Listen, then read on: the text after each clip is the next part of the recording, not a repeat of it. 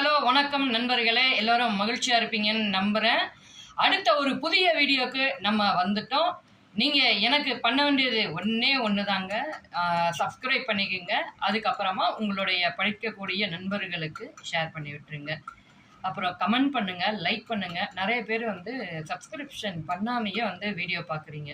63.8% பேர் சப்ஸ்கிரைப் பண்ணாமல் வீடியோ பார்த்துக்கிட்டு இருக்கீங்க. மீதி பேர்லாம் சப்ஸ்கிரைப் பண்ணி பார்த்துட்டு இருக்கீங்க. ஸோ சப்ஸ்கிரைப் பண்ணிக்கங்க. வாங்க வீடியோக்குள்ளே போயிடலாம். இன்னைக்கு நம்ம கொண்டுட்டு வந்திருக்க வீடியோ என்ன அப்படின்னா, 7ஆம் வகுப்புல இருக்கக்கூடிய நூல்கள் மற்றும் அதன் ஆசிரியர்கள். அவ்வளோதாங்க, இவ்வளோதான். ஈஸியான ஒரு சப்ஜெக்டை கொண்டு வந்திருக்கோம். பார்த்துருவோமா? உடுமலை நாராயண கவி அவர்கள் அவங்க எழுதின நூல் ஒன்றல்ல இரண்டல்ல, 3 அரையனார், 4ஆம் நூற்றாண்டை சேர்ந்தவர், பழமொழி 400. கிவா ஜெகநாதன் அவர்கள் மலை அருவி. பொய்கையாழ்வார் அவர்கள் 4000 திவ்ய பிரபந்தம், அதுல முதல் திருவந்தாதி. பூதத்தாழ்வார் 4000 திவ்ய பிரபந்தம், 2ஆம் திருவந்தாதி. முனைப்பாடியார் அவர்கள் எழுதினது அறநெறிச்சாரம். நாலடியார் பாடல்களை எழுதினவங்க சமண முனிவர்கள்.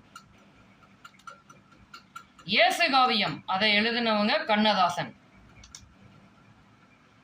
மருதன் இளநகனார் அவங்க எழுதினது நெடுந்தொகை.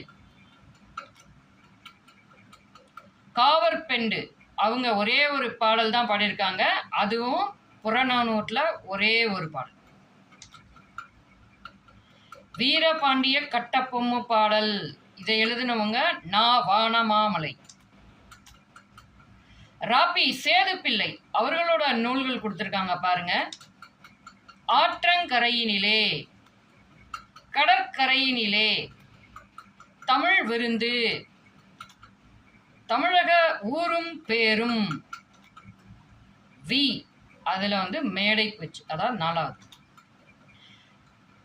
தமிழ் இன்பம், ஓகேங்களா? பாரதிதாசனார் அவருடைய இயற்பெயர் சுப்புரத்தினம். பாரதிதாசனோட இயற்பெயர் சுப்புரத்தினம். பாரதியார் பேர்ல கொண்ட பற்று காரணமா, அதாவது பாரதியாரோட கவிதைகள் மேல கொண்ட பற்றின் காரணமா தன்னுடைய பேரை பாரதிதாசன் மாத்திட்டு இருப்பாங்க. அவங்களோட இயற்பெயர் சுப்புரத்தினம். அவங்களுடைய படைப்புகள் பாண்டியன் பரிசு, அழகின் சிரிப்பு,